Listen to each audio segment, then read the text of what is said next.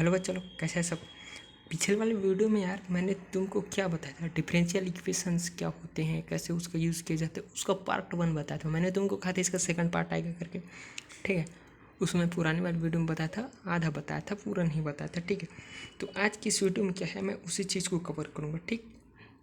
तो देखो, पुराने वाले वीडियो में मैंने तुमको क्या बताया था, तुमको एक स्लोप बताया था। कौन सा स्लोप? ए बी, ठीक है। ए बी स्लोप जो बताया था वो हमको क्या बता रहा था, रेट बता रहा था कि इसका जो ग्राफ था ना, जो दिखाया गया था ग्राफ, जैसे कि यहाँ इसका ये जो ग्राफ है इसका रेट हमको ए बी बता रहा है। ऐसा हमने पिछले वाले में पढ़ा था, जो कि किसके बराबर था, बी सी अपॉन ए सी के बराबर, जो कि टेन थीटा के इक्वल था, ठीक है। लेकिन क्या ये जो डेफिनेशन था एक्चुअल में सही था क्या? तुमको क्या लगता है, एक्चुअल में ये सही था? मेरे को तो लग नहीं रहा भाई ऐसा कुछ सही था। क्योंकि देखो, ए और बी जो है ना, उसका हमको जो स्लोप मिला था वो कंटिन्यू, मतलब सेम था, सेम स्लोप मिला था, सेम स्लोप।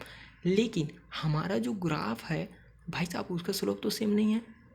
क्यों भाई? हम ए से थोड़ा सा आगे जाते हैं, हमको कुछ नया स्लोप मिल जाता है। ए से जस्ट और थोड़ा आगे जाते हैं, उससे कुछ और नया स्लोप मिलता है। जैसे जैसे बी के करीब जा रहे हैं भाई साहब, हमको स्लोप नया नया मिलते जा रहा है, स्लोप नया मिलते जा रहा है। इसका मतलब इसका स्लोप वेरी कर रहा है।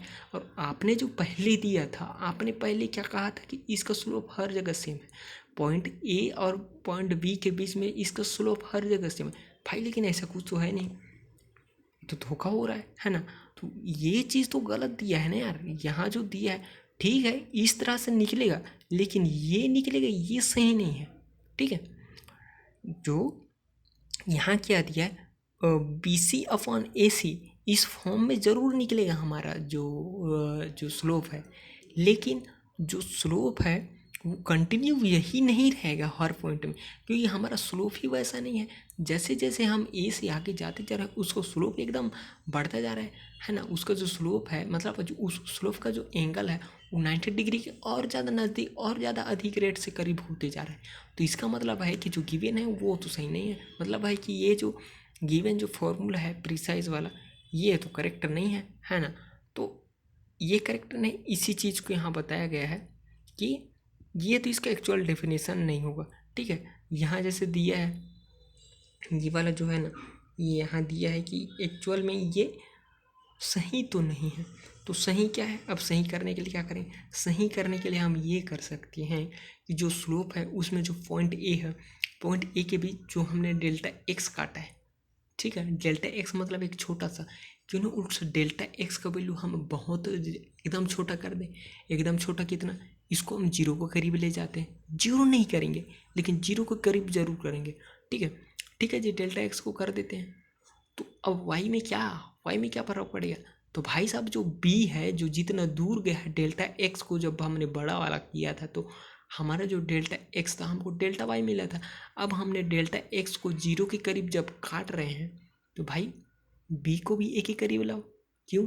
डेल्टा एक्स का तो जो लेंथ था वो छोटा हो गया, जीरो के करीब हो गया, तो बी का है बढ़ रहा है, बी भी तो उसी के अकॉर्डिंग चेंज होगा, क्योंकि जो बी जो है वाई शो कर रहा है, और वाई किस में डिपेंडेंट है? एक्स में डिपेंडेंट है। जब एक्स छोटा हो रहा है तो वाई को भी छोटा होना चाहिए। इसका मतलब है कि पॉइंट ए के करीब बी को आना चाहिए। तो ठीक है, बी को ला दिए। अब जैसे जैसे हम बी को ए के करीब लाएंगे तो क्या हमको delta Y upon delta X का जो स्लोप मिलेगा वो हमको ए बी के बराबर नहीं मिलेगा क्या? जरूर मिलेगा यार, ए बी के बराबर जरूर मिलेगा। क्यों? क्योंकि जो डेल्टा एक्स उसका वैल्यू ऑलरेडी छोटा होगा, डेल्टा वाई का वैल्यू ऑलरेडी छोटा हो गया। अब जब हम इसका रेशियो निकालेंगे, है ना, टेन थीटा जब इसका निकालेंगे तो इसका जो स्लोप आएगा ए बी आएगा वो भी बहुत छोटा आएगा, बहुत छोटा। इतना आएगा कि जो एक्चुअल जितना ग्राफ है उसके बीच और जो हमारा छोटा वाला ए बी स्लोप निकलेगा उसके बीच कुछ डिफरेंस ही नहीं रह पाएगा, है ना। तो ऐसा करके हम इसको जो वाई जो हाईली रेट से चेंज हो रहा है उसको हम छोटे छोटे पार्ट में तोड़ करके उसको हम अगर जोड़ें तो हम जो एक्चुअल में जो ग्राफ है, ठीक है, ग्राफ जो एक्सपोनेंशियली हाईली इंक्रीज होता जा रहा है जिसका स्लोप, उसका हम जो स्लोप रेट, उसका रेट जो है हम निकाल सकते हैं, ठीक है। तो इस तरह से जो y d Y upon D x है वो क्या delta Y upon delta x के बराबर नहीं है? जरूर है जी, delta Y upon delta x के बराबर है ना। तो delta Y upon delta x क्या हुआ? रेट हुआ। अब देखो, यहाँ तक चलो ठीक है, यहाँ तक तो चलो ठीक है। अब यहाँ क्या है, यहाँ मैंने वही बताया ना, डेल्टा वाई अपन डेल्टा एक्स, डेल्टा यहाँ हमने लिमिट क्या लिया था, डेल्टा एक्स को जीरो के करीब लेते जा रहे हैं, जैसे कि यहाँ है ना, डेल्टा एक्स को हम जीरो के करीब लेते जा रहे हैं, इसका मतलब कि बहुत छोटा ले रहे हैं डेल्टा एक्स, है ना, जो कि किसके बराबर है, डी वाई अपन डी एक्स। डेल्टा एक्स अगर छोटे की ओर जा रहा है तो डी वाई अपन डी एक्स ये इसके बराबर है, ठीक है। कौन सा डी वाई अपन डी एक्स। अब हमको वाई का वैल्यू चाहिए, कौन सा वाई का वैल्यू चाहिए, डेल्टा वाई का वैल्यू चाहिए। डेल्टा वाई का वैल्यू अगर हमको चाहिए तो एक्स को इधर शिफ्ट कर देते हैं यार, इधर शिफ्ट कर देंगे, इस साथ मल्टीप्लाई हो जाए। अब इससे क्या पता चलेगा, अब तुमको बोल रहे हो यार अब क्या ही हो जाएगा इससे, है ना, क्या ही हो जाएगा, क्या ही पता चल जाएगा। देखो पता बहुत कुछ चलेगा, पता क्या चलेगा, डेल्टा वाई में कितना चेंज हुआ, वो किसके बराबर, ये हमको पता चलेगा। अब देखो यहाँ डेल्टा वाई इजकल टू क्या होगा, d Y upon D x into delta x. मतलब d Y upon D x हमको क्या बता रहा है, चेंज बता रहा है। क्या चेंज, मतलब रेट ऑफ स्लोप बता रहा है, ठीक है, कितना रेट से स्लोप चेंज हो रहा है उसको बता रहा है। उसके साथ अगर हम डेल्टा एक्स को मल्टीप्लाई कर देंगे तो क्या छोटा सा चेंज नहीं दिखेगा, जरूर दिखेगा, है ना। डी वाई अपन डी एक्स साथ हम डेल्टा एक्स डेल्टा एक्स जो कि छोटा सा चेंज को हम एक जो रेट है उसके साथ मल्टीप्लाई करेंगे तो उस रेट और वो छोटा चेंज है वो मिलके क्या हम को डेल्टा वाई नहीं देंगे, जरूर देंगे। तो इस तरह से हमको डेल्टा वाई की वैल्यू पता चल जाएगा, ठीक है।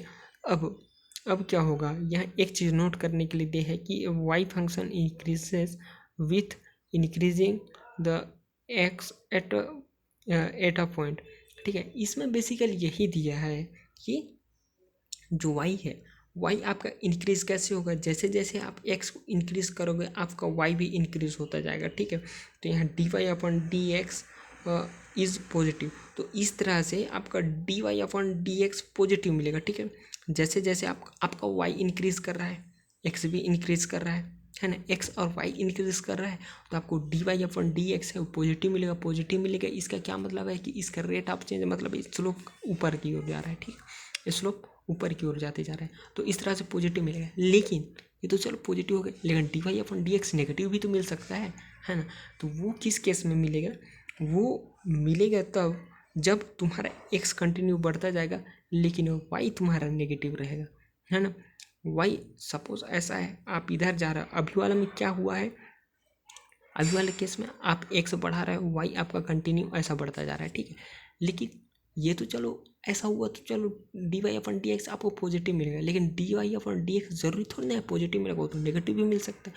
तो नेगेटिव कैसे मिलेगा, नेगेटिव ऐसे मिलेगा जैसे ये आपका वाई एक्सिस होगा, ये आपका एक्स एक्सिस में तो आप बढ़ रहे हैं, लेकिन जो वाई एक्सिस है उसमें उसका वैल्यू कंटिन्यू डिक्रीज जब करता जाएगा ना, कंटिन्यू डिक्रीज करता जाएगा, कंटिन्यू उसका वाई का वैल्यू जीरो की ओर जाता जाएगा ना, वो वाला जो वैल्यू होगा ना वहाँ डी वाई अपन डी एक्स आपको नेगेटिव मिलेगा। एक्स तो पॉजिटिव है लेकिन वाई आपका नेगेटिव होता जा रहा है ना, तो वो आपका रहेगा डी वाई अपन डी एक्स नेगेटिव केस मतलब डिक्रीजिंग रेट, वो आपका रहेगा डिक्रीजिंग रेट।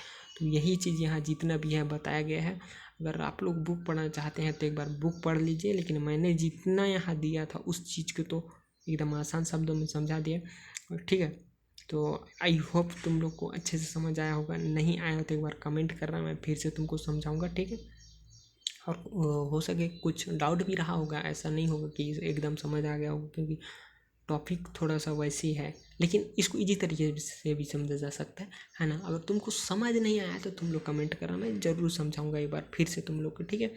तो ओके बाय, मिलते हैं तब तक के लिए एक नए वीडियो में, ओके।